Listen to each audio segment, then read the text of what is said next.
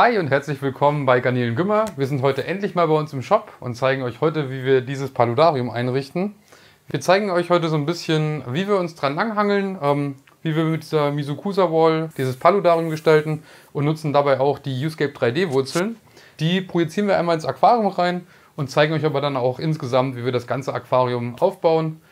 Zeigen euch, wie wir die Pads einmal mit Moos hier befestigen sozusagen, das Moos drauf wickeln, mehrere Pflanzen drauf wickeln. Dann können wir auch schon starten. Viel Spaß euch! Das Wichtigste an dem Paludarium ist natürlich das Hardscape und bei Garnelen Gümmer auf der Shop-Seite haben wir uns jetzt hier diese coole Uscape 3D Wurzel ausgesucht. Die ist ein ziemlicher Brocken, aber passt perfekt für das, was wir hier machen wollen. Wir haben uns die einfach über die Augmented Reality Funktion, die ihr hier rechts unten anklicken könnt, direkt ins Aquarium projiziert. Dazu müssen wir einmal das Handy aus der Halterung rausnehmen, damit einmal erkannt wird, wie groß das Aquarium ist. Die Funktion kann also genau erkennen, wie die Abmaße sind und entsprechend skaliert er dann auch zu 100% die richtige Wurzelgröße in das Aquarium rein. Wir können die drehen und wenden und dann haben wir einfach diese Wurzel aus dem Lager geordert bei uns. Die ist jetzt schon angekommen und mit der richten wir jetzt dieses Paludarium ein. Als weiteres Hardscape haben wir uns für Lavasteine entschieden. Ja, passt sehr gut zur Wall auch. Und dann haben wir noch ein kleines Stück Flusswurzel uns dazu ausgesucht, weil das perfekt mit der anderen großen Uscape 3D Wurzel harmoniert. Und damit gestalten wir das Ganze jetzt.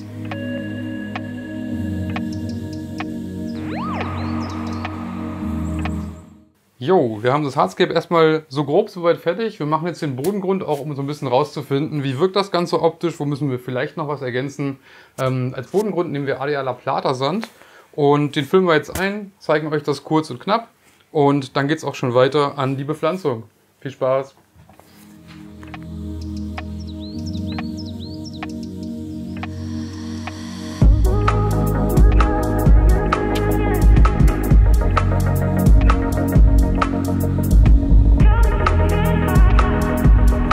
Für die Pads haben wir das Uscape Christmas Moss benutzt. Da braucht man ungefähr eine In-vitro-Dose für ein Pad. Das ist relativ ja, pflanzenhungrig, diese Pads. Man muss irgendwie zusehen, dass man hier oben auch die Pads ein bisschen überstehend benetzt, sodass das Wasser auch von hinten von der Wall nach vorne rübergezogen wird, sodass auch die Wurzeln von den Pflanzen, die wir gleich noch anbringen, mit bewässert werden. Pflanzen habe ich ein paar ausgesucht. Das ist einmal Hygrophila pinnatifida, dann haben wir Pogostemon erectus. Ich hoffe, dass wir es hier hinbekommen, dass die Pogostemon eine richtig schöne Blüte bekommt. Dann haben wir noch Salvinia auriculata, das ist eine Schwimmpflanze, die werden wir mit draufbringen.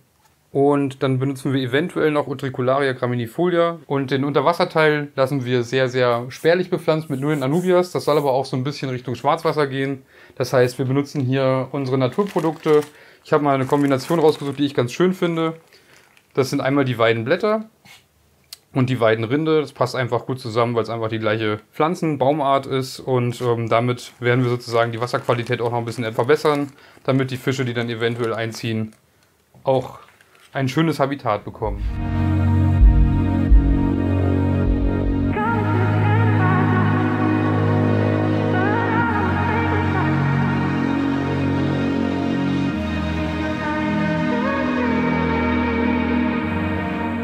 Jo, wir haben jetzt hier auf dem Tisch liegen einmal Hygrolon. Das haben wir ein bisschen zugeschnitten. Das ist ein Stoff, der sehr, sehr gut Wasser speichert und aber auch zieht. Das heißt, Wasser kann auch nach oben gezogen werden. Wie ihr seht, wir gucken mal, wie weit wir es nach oben wirklich bekommen.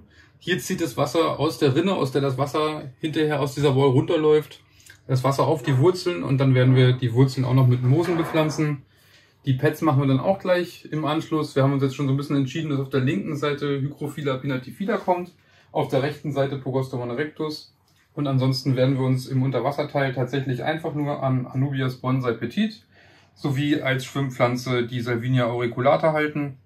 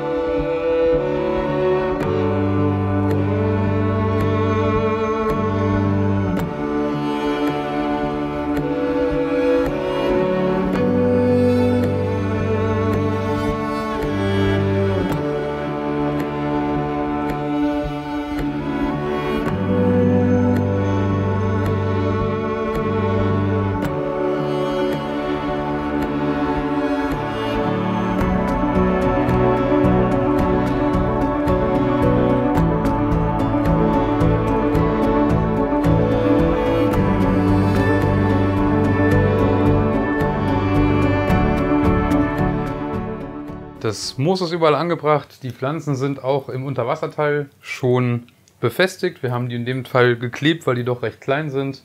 Wir bringen jetzt noch ein paar Weidenäste und auch Weidenblätter ein. Riechen übrigens ziemlich lecker. Die werden natürlich ein bisschen aufschwimmen, mit der Zeit dann wieder absinken. Wir legen die jetzt einfach schon mal rein, weil es optisch, glaube ich, einen ganz coolen Effekt bringt. Und dann alles noch ein bisschen natürlicher wirkt.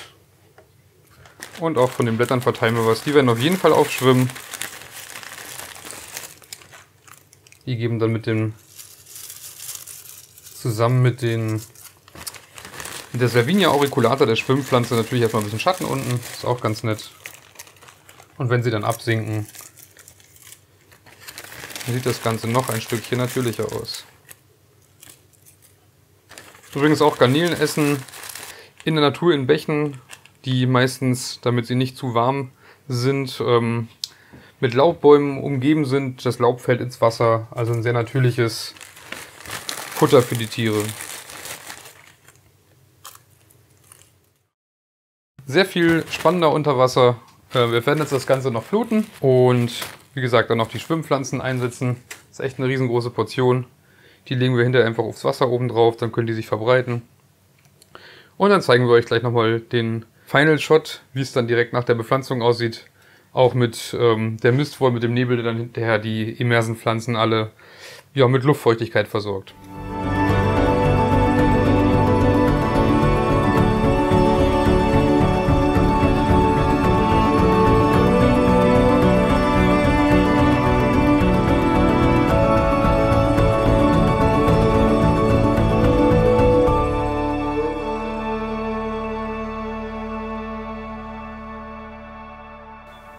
So, jetzt machen wir noch ein bisschen Liquidhumin hier in das Wasser. Das gibt dem Wasser hoffentlich auf Dauer noch eine kleine, nette Brauntönung zusammen mit den Blättern, die sich dann nach und nach Farbstoffe ans Wasser abgeben. Dann haben wir eigentlich zum Schluss nur noch die Salvinia auriculata hier in vitro. Die machen wir nochmal als Schwimmpflanze oben drauf, sodass dann der Bereich unten auch abgeschattet ist. Die meisten Nährstoffe wird sowieso die Wall und die Pflanzen an der Wall verbrauchen. Und Salvinia ist echt eine coole Pflanze, hat ganz viele ganz niedliche und kleine Härchen oben auf der Oberfläche. Wird noch ein bisschen größer als jetzt hier in der In-vitro-Kultur, aber auf jeden Fall sehr sehenswert und auch die Fische finden es natürlich gut, sich darunter zu verstecken. Ich denke, wir müssen gar nicht mal den ganzen Pott benutzen, den wir hier haben, das ist schon sehr viel. Und lassen jetzt einfach das Ganze treiben.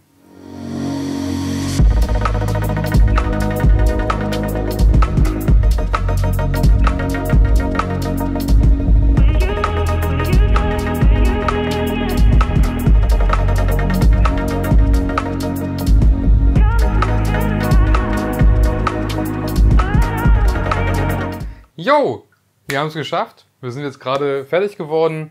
Wir haben alles soweit erledigt, wie wir es auch geplant hatten. Ich bin gespannt, ob wir es noch hinkriegen, das Wasser ein bisschen zu färben. Ich habe gerade schon von meinem Kollegen Alex erfahren, vielleicht hilft Kirschblatt ziemlich gut. Das färbt wohl ziemlich toll ein. Wir werden vielleicht über die Tage noch ein paar Erlenzapfen mit reinmachen. Wollten jetzt aber nicht so vieles auf einmal machen, sodass es nicht zu intensiv wird. Ja, ich finde es mega. Ich liebe hier auch diesen Effekt mit dem Nebel. Immer wieder schön anzusehen. Sieht ein bisschen aus wie Hexenküche. Ich hoffe, euch gefällt es auch. Abonniert unseren Kanal, lasst einen Daumen hoch da und kommentiert mal, wie es euch gefällt. Bis bald. Ciao. Wir von YouScape wünschen dir viel Spaß beim Scapen und Ausprobieren. We make YouScape.